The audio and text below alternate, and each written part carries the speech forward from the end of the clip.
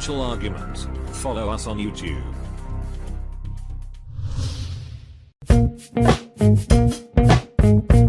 The Peter Schiff Show. Well, the most highly anticipated presidential debate in history is over. And to me, the anticipation was more like a huge, highly promoted professional boxing match. And, you know, right away, right, as soon as the debate was over, and I'm watching, CNN comes out with this poll that shows Hillary Clinton badly beating Donald Trump. And sometimes it's like you watch a prize fight. I thought that if this was like a prize fight, that the ref would have just basically stopped the fight, you know, probably in the first 20 minutes of this debate. I mean, I think that's how badly Donald Trump beat Hillary Clinton in this debate. And then you see this poll coming out, supposedly that Clinton clobbered him. I'm like, what debate were these guys watching that were in this rigged CNN poll? You know, kind of like, you know, you see a fight and there's a decision and it totally goes against what you observed in the ring. And you think, aha, the fix is in. And I think for CNN, the fix was in. I mean, they badly wanted Hillary Clinton to win this debate. And so I think Hillary Clinton was going to win this debate in this poll regardless. But I think anybody who objectively watched the debate is going to conclude that Trump won. And, you know, I was pretty critical of Donald Trump's performance in the first debate. And while I didn't think this one was perfect, there's a kind of couple of things I would have liked him to have said. But again, I'm armchair quarterbacking this from my living room. He's there in real time, live with all the lights and the audience. But I think he did about as good as a job as probably he could have done. And I think he advanced his standing in this debate. But before I even get into the debate, I want to talk about the elephant in the room, which was the Access Hollywood tape that everybody is talking about. It's all anybody talked about. In fact, it really let Hillary Clinton off the hook from a lot of things that otherwise would have been talked about with respect to the leaks from her Wall Street speeches that Bernie Sanders kept demanding that she release. And in fact, had she released them, Bernie Sanders would now be the Democratic nominee, not Hillary Clinton. And obviously, we would have had a very different debate. But I want to address this topic in a way that nobody else is addressing it. And, you know, I have mentioned it a bit on my Facebook page, and I've noticed that I've lost some Facebook fans as a result of my candor with respect to this. But I am going to elaborate on what I'm saying in my defense of Donald Trump. And in defending Donald Trump, I am not defending what he said, right? The words that he chose to use and the way he used them, there is no way to defend that, right? It's very crude language, and I'm not going to say, oh yeah, this is great, right? I'm not defending what he said or the words that he chose to use in this private conversation. What I'm going to do is I am going to put this conversation into its proper context, which is the way it needs to be viewed. And there are people that say, oh, well, this shows some kind of hidden contempt for women, and it shows that he's abusive to women and that he assaults women. No, it doesn't. It doesn't show any of that. This is a private conversation that Donald Trump had with a much younger guy, Billy Bush, who was, I think, half his age at the time. I mean, Billy wasn't a kid. He was, 32 or 33, and Donald was 59. But, you know, he's having a conversation with this younger guy, private conversation. I mean, he had a mic on, but he didn't think it was live. He was prepared for a scene, to do a cameo in Days of Our Lives. And this was not meant for public consumption. And you have to actually look at the conversation. But even more importantly, look at the scene that Donald Trump was there to film, because that scene is up on the internet. In fact, we might put it up on our channel. The actress that he was doing this cameo with, right, is the woman that he was discussing with Billy Bush. He was talking about the fact that, hey, by the way, I have a history with this particular actress. But here's the interesting thing about the scene. This is a scene where the actress is throwing herself sexually at Donald Trump. She sees Donald Trump and she wants a job, or she wants to be part of his organization, or who knows, she wants something from Donald Trump because he's Donald Trump, right? And so in this scene, she is the sexual aggressor, right? I mean, she is coming on to him in a major way, right? She's all over him, and Trump is just kind of standing there and kind of ignoring it. And that is the scene that he's there to film, where this woman is all over Donald Trump. Hey, take me, do whatever you want with me, use me as your sex toy because, I'd like to work in your company. So I'm sure Billy Bush knows about the scene. He knows about the scene. And so it's ironic. It's, hey, my scene, this girl is all over me. But, by the way, I actually put the moves on her years ago, right? He's talking about that. He goes, yes, I moved on her. So it's kind of like ironic in this film, this scene, she's moving on me and I'm like doing nothing. But in reality, I was all over her in that I put the moves on her years ago. Now, we don't know how long ago it was. He had just gotten married a couple of months ago. So I'm guessing that he was single at the time that he put the moves on this lady. But he mentions that she was married at the time, which, okay, I mean, yeah, that's kind of bad to knowingly, try to, put the moves on someone who is married. But again, you don't know the details of their marriage. Was it a happy marriage? Was it on the rocks? Did they have an open relationship? I don't know. But he said, look, I knew she was married, but, I didn't care. I was really attracted to her. And, I put the moves on her. But then he admits that I couldn't get there. She shot me down. I admit that, I tried and I failed. So he's even being honest with Billy. He's not lying and pretending that, he had sex with her. He's basically admitting, no, nothing happened. She shot me down. I tried and I failed. I crashed and burned. Like, it happens, even to me, even to Donald Trump, right? I can't get any woman I want because I didn't get this woman. But then I think where he really got into trouble is when he starts talking more frankly about how easy it is for a guy like Donald Trump to get women and some of the things that maybe he can get away with that other people can't. And there I think he starts to exaggerate, right? Because he says, well, we could do anything. I mean, we could grab him by the what. And I'm not going to use that word in my podcast. I've heard it enough now on television. But he said, yeah, you can grab him by the what. Now, he is joking. There is no way that is a serious comment. He's joking. Billy Bush is laughing. They're just talking. That is what they're doing. He's not being serious. He doesn't actually do that. I doubt he's ever actually done that. I mean, I think Donald Trump knows. I think he's had enough experience with women. He knows how to seduce them, and that's not the way to do it. And, of course, when he actually meets this actress, when they actually come out of the bus and he confronts her again, he's a perfect gentleman. I mean, he doesn't even want to hug her. Billy Bush is like, oh, give her a hug, right? So he's not grabbing her by the what. He's not even trying to kiss her. Remember, before he gets out of the van, he says, hey, I need a Tic Tac because, sometimes I just start kissing women. So I better have a Tic Tac because I might just start kissing her.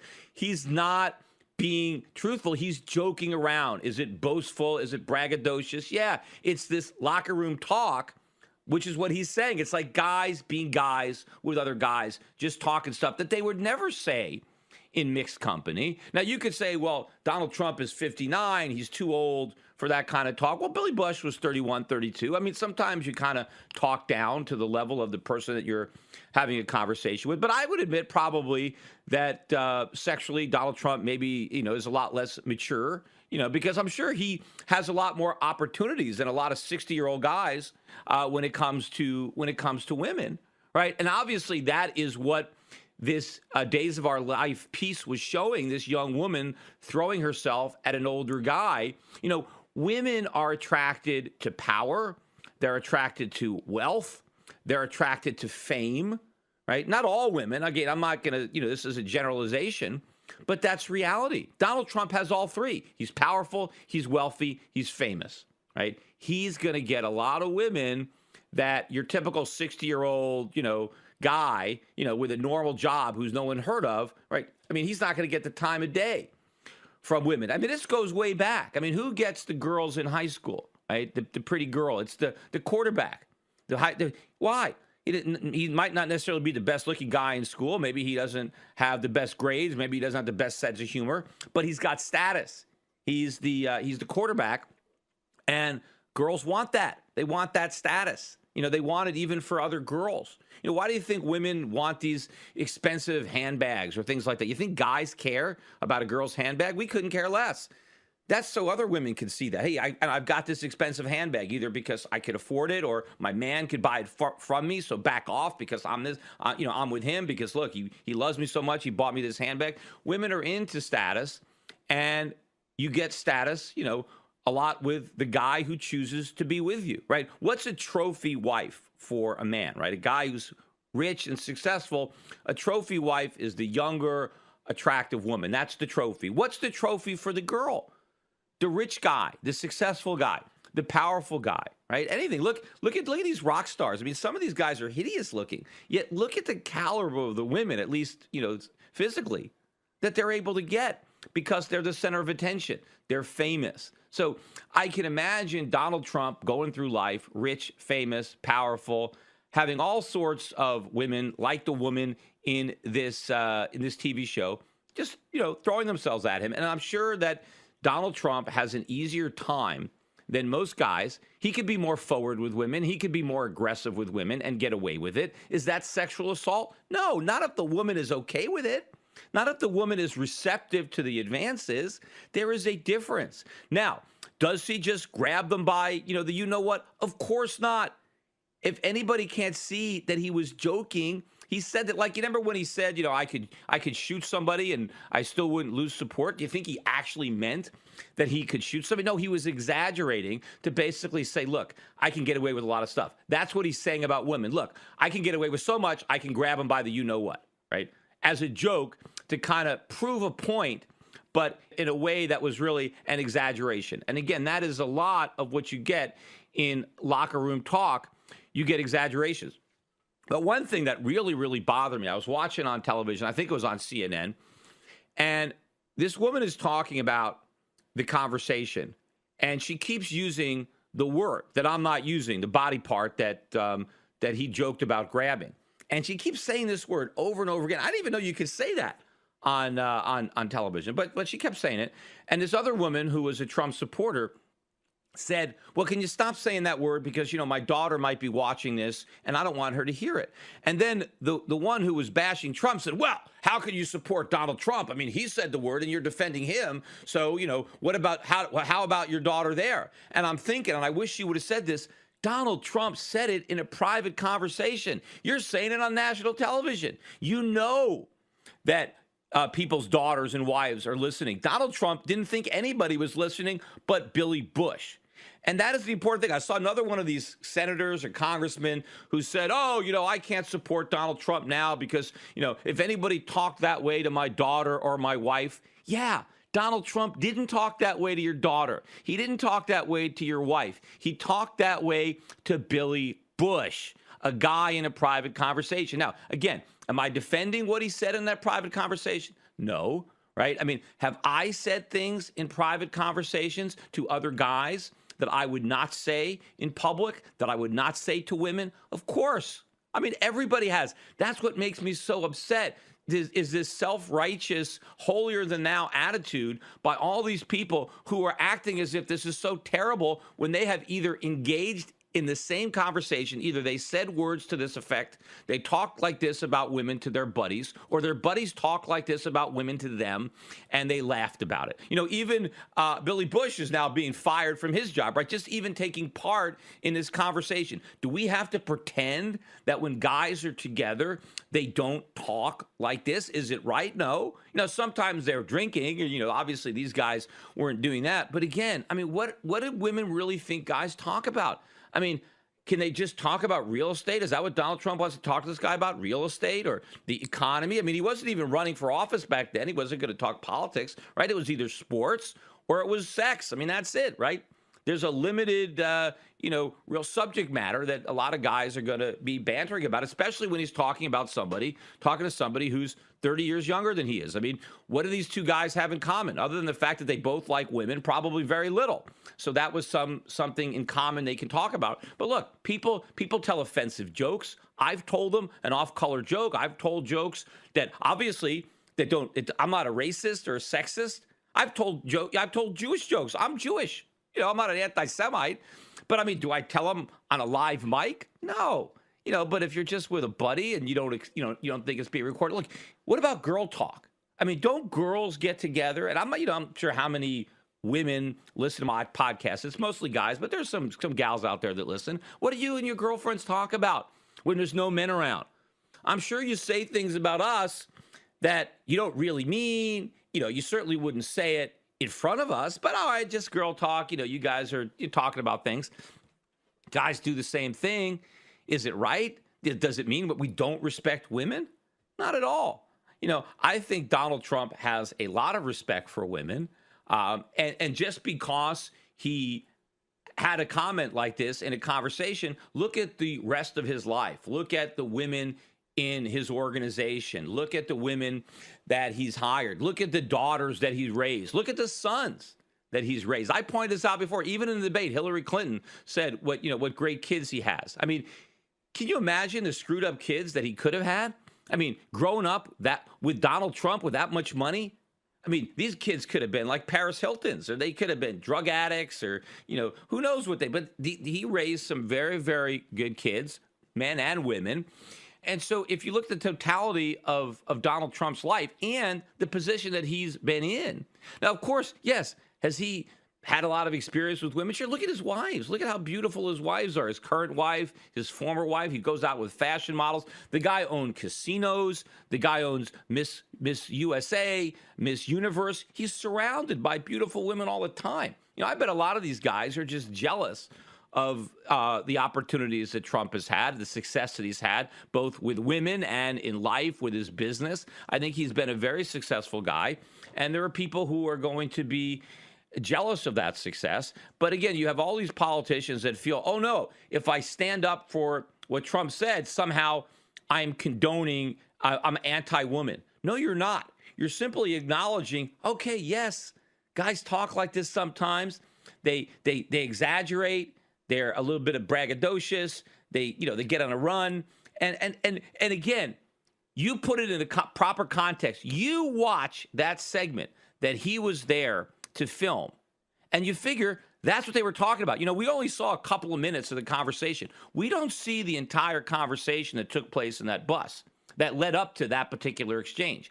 But I'm pretty sure that if you put it even in that context, that's what they were talking about. Look at the scene, look at what was going on, and so then they start to talk about that. So what everybody needs to do is say, look, these are words. This is a private conversation. These are jokes. These are exaggeration. Were they off color? Was it in bad taste? Yes, but not for Billy Bush. He was the only person that was supposed to hear it. They want Donald Trump to apologize for a comment he made in private. What? Apologize to who? Billy Bush?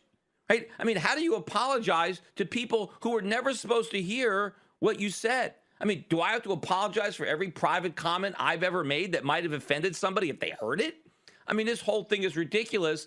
And when you've got an election with so much more on the line, especially given who his opponent is. I mean, if he was running against, a real devout opponent, who was, really a Boy Scout or a Girl Scout with a crystal clear background, but he is running against Hillary Clinton, the wife of Bill Clinton, the biggest womanizer, the biggest abuser of women probably in the history of the White House.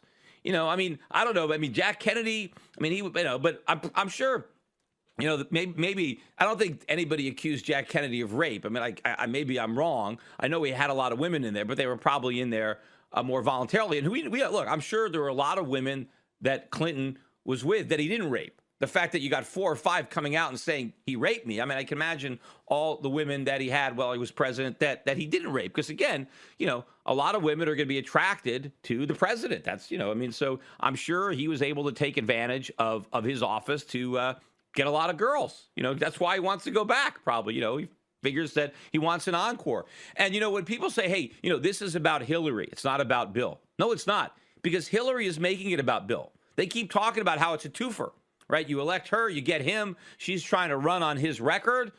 And so it's very much about him. And if Hillary wants to say that Donald Trump is not qualified to be president because of these comments about women, well, what about her husband's actual conduct when it comes to women?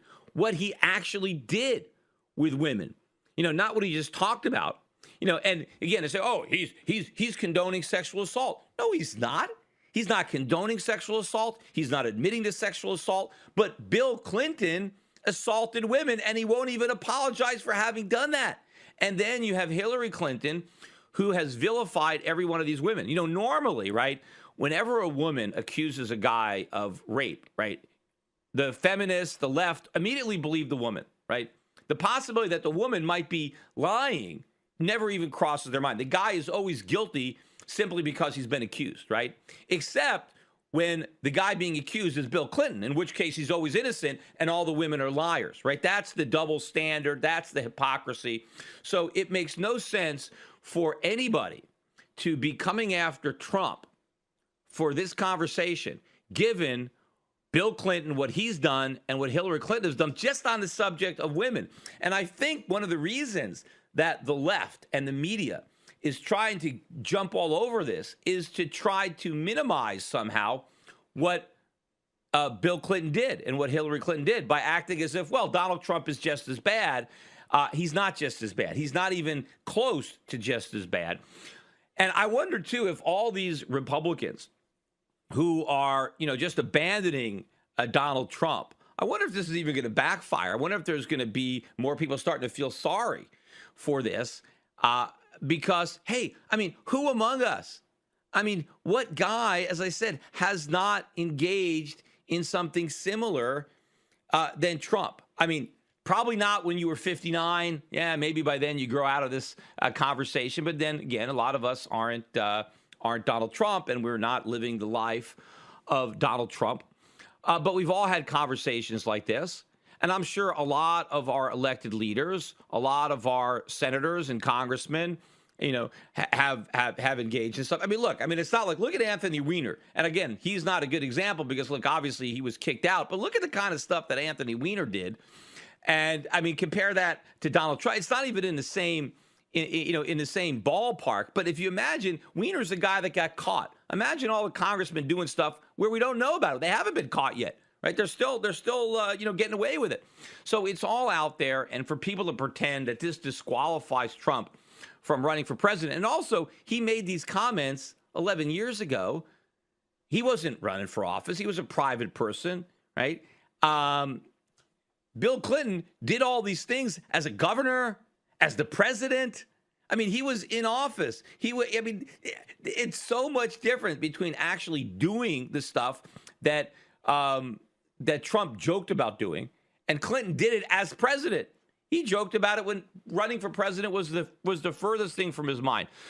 So all of this has to be put in its context. And I feel badly, that this came out, that Trump has to deal with it. But, and there's probably, who knows, is there more stuff? Apparently there's some stuff because they filmed The Apprentice, and there's a lot of behind the scenes talk where, they rate the women on a scale of 1 to 10. Yeah, who hasn't done that? What guy hasn't ranked women with his buddies? Yeah, what do you give her? What is she, a 5? Is she an 8? 9? We've all done that. So now anybody who's done that can't be president. So that means we can't really elect any men president, right? We just have to elect women. But again, who knows what the women are talking about? How do they rate us guys? I don't know, because I'm never involved in those intimate conversations with women because I'm not one. But, I have been involved in conversations with guys, and, I know what they're like. And it doesn't necessarily mean that what you say in private as a joke to try to get a laugh is what you really believe, what you really think. But of course, all of this obscured the stuff that came out about Hillary Clinton. And obviously, when they released this information, it was damage control. It was meant to deflect attention from the leak of Hillary Clinton. And what happened with Hillary Clinton was they released the transcripts or excerpts from the transcripts from her speeches, the speeches that she gave, and she was paid hundreds of thousands of dollars per speech to talk to firms like Goldman Sachs. And during the campaign, Bernie Sanders kept saying, well, release these speeches because you keep saying how tough you are on Wall Street. Okay, well, let's see what you said to Wall Street when you gave these speeches. And she refused to release the speeches for obvious reasons. And now portions of these speeches have been leaked. And of course, a lot of the people in the Clinton campaign or a lot of these surrogates are out there saying, well, we don't even know if they're authentic. Well, of course they're authentic, because if they weren't authentic, why don't they just actually release the transcripts and prove that they're not authentic? So these are authentic, and they're just hoping that the rest of the speeches doesn't come out. But the most interesting comment that came out was Hillary Clinton's admission to having two positions on many issues: the public position, which she takes for the voters in order to get votes, and then her private position, which is what she actually believes and the things that she's going to do, but that she doesn't want to be honest and tell the voters that she's going to do that, because then she might not get their votes, right? So she admits that she lies to get votes. Now, there should be nothing shocking about that, because I believe all politicians lie to get votes. I mean, that's it. I think if you tell the truth, you don't succeed in politics. I think the politicians that try to be honest don't make it very far. And if they get elected, they don't get reelected. I think the way you succeed in politics is by being a good liar. And the further you get in politics, the better the liar you are. And Hillary Clinton's gotten a long way, so she must have told a lot of lies. See, Donald Trump's never been in politics, right? So he didn't lie his way to the top. He just happened to get famous and rich, and now he's running for president. But normally, in order to run for president, you have to climb the political ladder. And that means you have to tell a lot of lies, and you have to be very good about it. Right? Because you have to be willing to sacrifice your principles and your honesty to get votes. So Hillary Clinton basically says something in private, and this wasn't like in a van to one guy, right? This was private in a room to a bunch of, Wall Street executives that were paying her a lot of money, but it's still private in that setting, right? And she says something that's truthful. She's not joking like Donald Trump was joking. This isn't locker room talk. She's being honest with these guys, right? Now, it comes out. What is the big deal here? It's because now she's caught saying something that all these politicians, right, well, they all do it, but they just don't admit to it. But now it's in writing where she says that I don't tell the truth. That is a big story in that it's admitted. And of course, Donald Trump, every time I was, one of the things during the debate, anytime she gave an answer, he could always say, okay, well, that's your public answer. Could you share with us your private answer? We'd like to know what you really believe, not just what you think the voters want to hear. So, but this was a big story. And also, I guess, her support for open borders, which again, I don't disagree with that. I'm a free trader myself. I'm not embarrassed about that.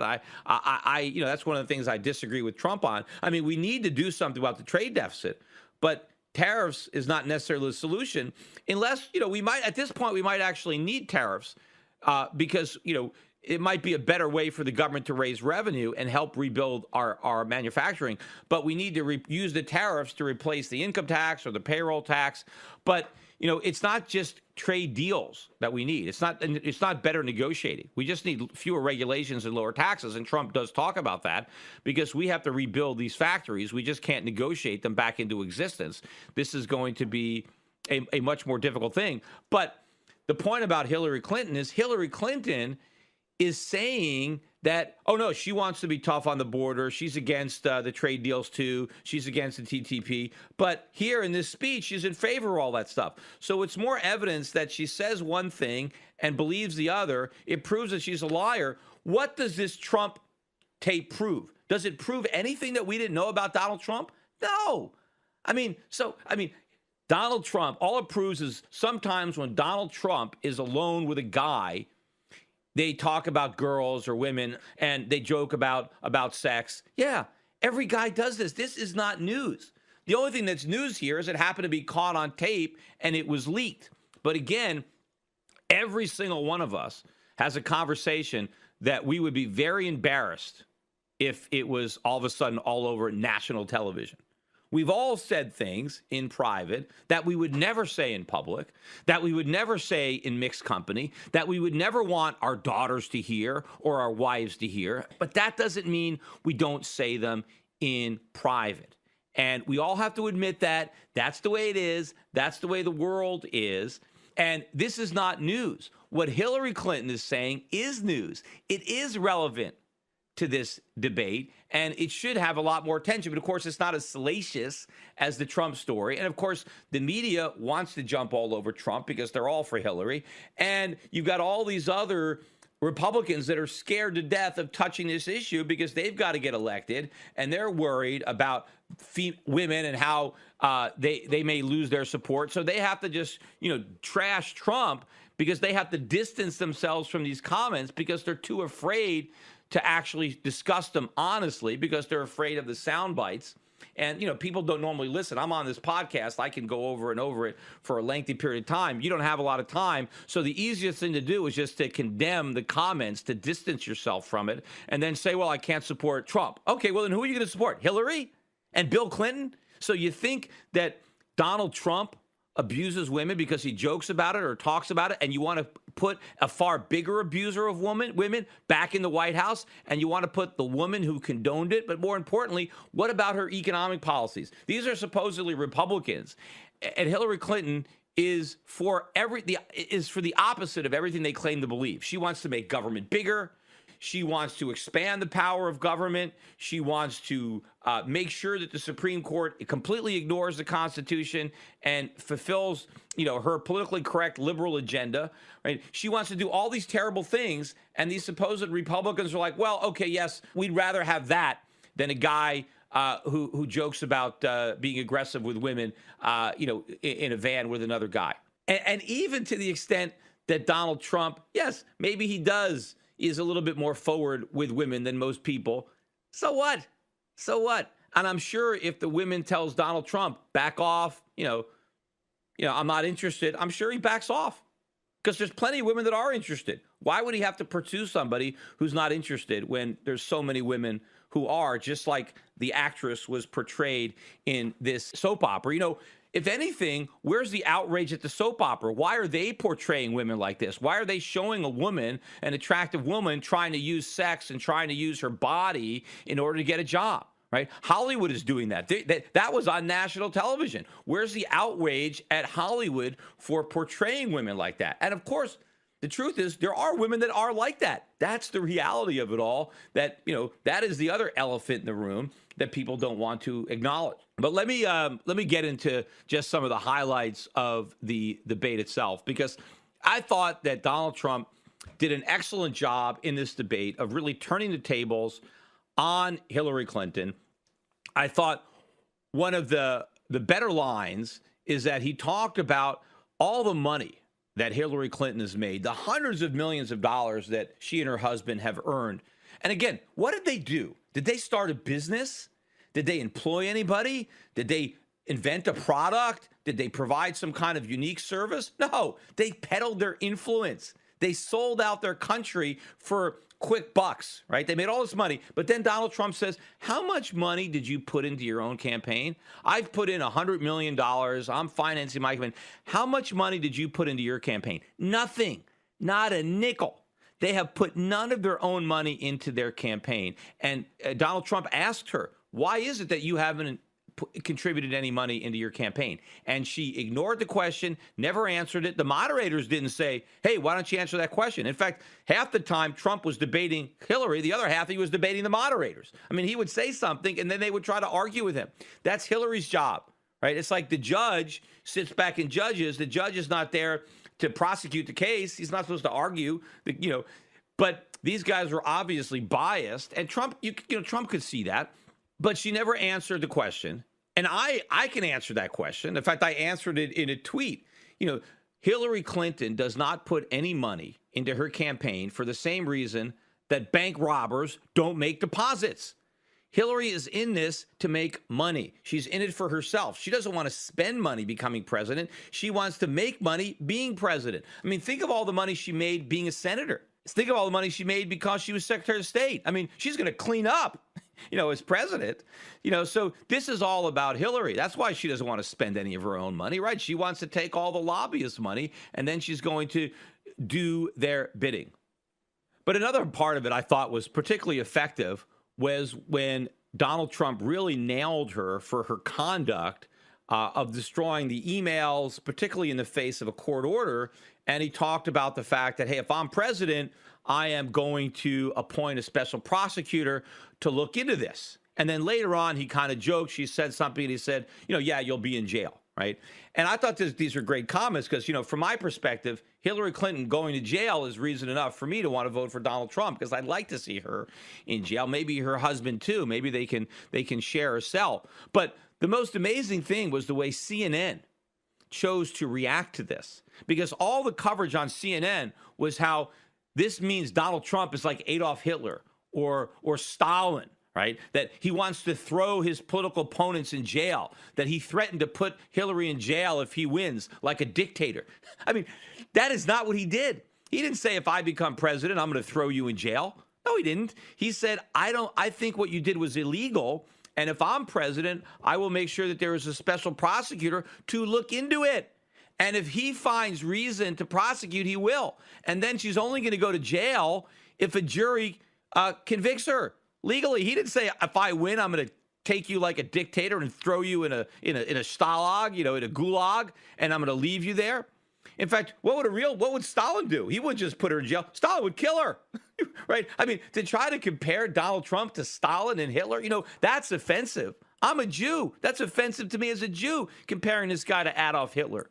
Yet somehow it's okay for CNN to compare Donald Trump to Adolf Hitler, but it's not okay for him to have a conversation 11 years ago that he thought was private, where he's joking about women and about sex, and somehow, this is this terrible thing that disqualifies him from being president. I say that CNN should be disqualified from journalism if they're going to try to make this leap. And look at all the articles they're writing. So, we have to keep all this stuff in perspective. It's what people do versus what Donald Trump may have said in that conversation. And the level of proportionality is totally blown out of proportion with respect to Donald Trump's words and everybody else's actions, going all the way on up from Bill and Hillary to now the way, the media is trying to spin this. And look at the coverage that we had over the weekend. This is all they talked about. And one Republican after another vilifying these statements and how these are terrible statements. Yeah, of course. Yes. We all know that the language was inappropriate because it was in private and it was told as a joke. But now all these other people want to talk and use this language in public, on television, where little kids can watch it, where your daughter can see it, where your mother can see it. Whose fault is it? It's not Donald Trump's fault that all this stuff is now out in the open because he had this private conversation. He's not the one that chose to bring it public. I mean, he's the last person that would have wanted to bring this public. So you have all these people bringing it public and then saying, this is so terrible that you're using this language. No, what's so terrible is that they're showing it over and over and over again and talking about it over and over again as if this is really the defining issue of the campaign, when it's not. Because in that debate, when Donald Trump starts to talk about the economy, that's when he really shines. That's the last thing that Hillary Clinton wants to do, is have a discussion about the real issues.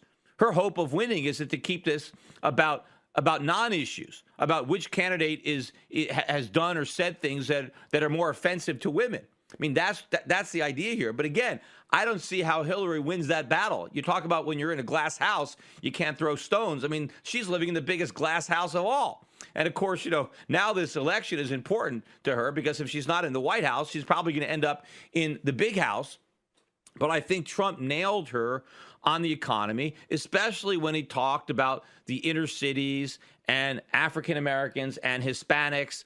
What is Hillary Clinton going to do? More empty promises. Yes, vote for me. I'm going to make things better. We're going to have better jobs. You're going to have better education. The Democrats have been singing this song since the Great Society programs, since the war on poverty, and poverty won and the inner cities lost.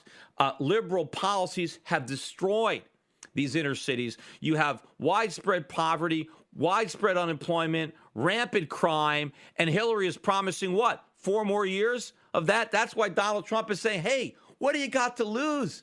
I mean, don't keep doing the same thing over and over and expecting a different result. Don't be crazy. Try something different.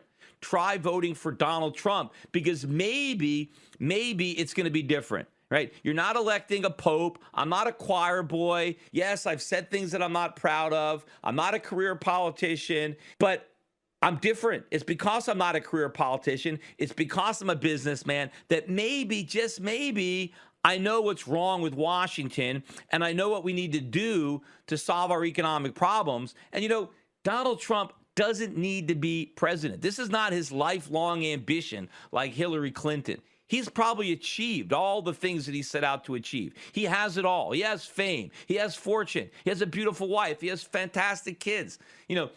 This is not something that he needs. You think Donald Trump needs to have to look at this this video every day? This is not what he wants. He's actually doing something for the country, I believe. Whether or not he's going to ultimately do everything right or not, but I believe he sincerely wants to help, and he's sincerely doing this for the right reasons. In fact, when he comes out and says, hey, now I'm a politician, he's not really a politician. Just because you're running for office doesn't make you a politician.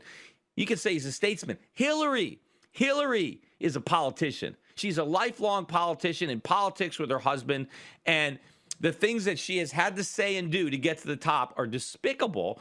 And, she keeps saying, oh, I don't want to take the low road, right? When they go low, you go high. She's never gone high. It's all low. When they go low, she goes lower, right? And so this debate, I thought, again, hands down, I thought Trump won this debate. I think that he looked a lot more presidential. I think he did a very good job of deflecting this controversy and trying to bring it on the issue and to shine a bigger light on the hypocrisy of the Clintons and of the left, trying to even make this an issue, given the alternative, given it's either Donald Trump or the Clintons. And if you're going to make it about who has treated women worse, then clearly you'd vote for Trump, because the Clintons have done much worse things to women than what Donald Trump talked about doing in a joking manner, putting that stuff in perspective. But so I think this was a great debate for Trump. We'll see what happens the third time. The other thing that bothers me, too, about all these guys that are saying, they're not going to vote for Trump, all these Republicans, none of them has come out and said, I'm going to vote for Gary Johnson. And again, Gary Johnson is not perfect.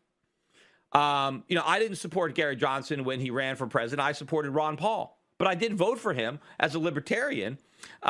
And I would still vote for him unless Connecticut was in play. If I thought Connecticut was going to be close, I'd vote for Trump. If I think that Clinton's going to win, in a landslide, I'll vote for Johnson, mainly because, too, I want the libertarians to get 5% vote, because that means they get federal funds in 2020. And again, some people say, hey, this is hypocrisy. Why do I want the federal government spending money? Look, they're going to waste money anyway, so why not spend some of it on helping to get a libertarian elected? Because if we get a libertarian elected, we can massively cut government spending, and so obviously it's a good return on our investment. But it would be nice to level the playing field a little bit. I mean, they don't even mention that in these debates. I wish the topic would come up. Maybe Trump could bring it up even. It's like, hey, the debates are rigged. Where is Gary Johnson? Where is Jill Stein? Yeah, they're not 15% of the polls, but so what? They're there. You've got so many Americans who want a third choice. Way more than 15% of Americans say they wish there was another choice. And you have many states where Gary Johnson is way above 15%. And there's certain demographics where he's way above 15%. Why can't he be in these debates? These debates are a sham, because really the Commission on Presidential Debates, their main goal is to make sure that the winner is either a Democrat or a Republican. The problem this time is that you got Donald Trump, who has infiltrated the Republican Party. So he's not really like a Republican. He's in there. He got in through that door, and he's in those debates. But he represents, in my opinion, the type of change that the Commission on Presidential Debates really doesn't want. See, the powers that be, even some of the Republicans, would rather see Hillary Clinton win, because at least it preserves that status quo of the establishment, because Donald Trump is anti-establishment, and I think the establishment jumping all over him from this may, in fact, even backfire and create some sympathy for Donald Trump. Today's financial advisors behave like pro wrestling TV commentators. They scream that the recovery is strong, debt is manageable, inflation is low, and that the Federal Reserve has everything under control. They They may be oblivious, but the danger is real. Looking beyond the media hype can open a world of broader investing ideas. Euro Pacific Capital is a registered investment advisor that offers stock-focused wealth management services that closely follow the strategy of our founder and CEO, Peter Schiff. We concentrate on those countries that are more closely in tune with Peter's vision of how capitalism is supposed to work. And these investments are not hard to find, provided you know where to look. Isn't it time you change the channel and let Euro Pacific put a little reality back into your portfolio? If you live in the United States and have $25,000 or more to invest, call 800-727-7922. That's 800-727-7922. Non-U.S. residents access similar strategies through Euro Pacific Bank at europacbank.com. Euro Pacific Capital and Euro Pacific Bank are affiliated companies. Hi, this is Peter Schiff, and long before foreign governments were buying gold, I urged my clients to put 5 to 10% of their portfolios into physical precious metals. Despite gold's massive rise over the last decade, I still think that a 5 to 10% allocation to gold and silver is a smart investment decision. But buyers have to beware. Big TV gold dealers push all sorts of coins that are poor investments. Bait and switch deals, price protection guarantees, leveraged gold accounts. These are just a few of the sleazy tactics used to swindle inexperienced gold buyers. My gold company is different. We never offer a coin or bar unless I consider it to be a good investment. I want my customers to be educated. That's why I'm offering you a free research report exposing the biggest scams and ripoffs in the industry. Download my report, Classic Gold Scams and How to Avoid Getting Ripped Off, for free at goldscams.com. This report tells you everything you need to know about how to avoid losing thousands of dollars with scam gold dealers. It even tells you how to tell if a salesman is lying to you on the phone. This is a must-read for anyone considering a gold or silver investment. Download this free report today at goldscams.com. That's goldscams.com.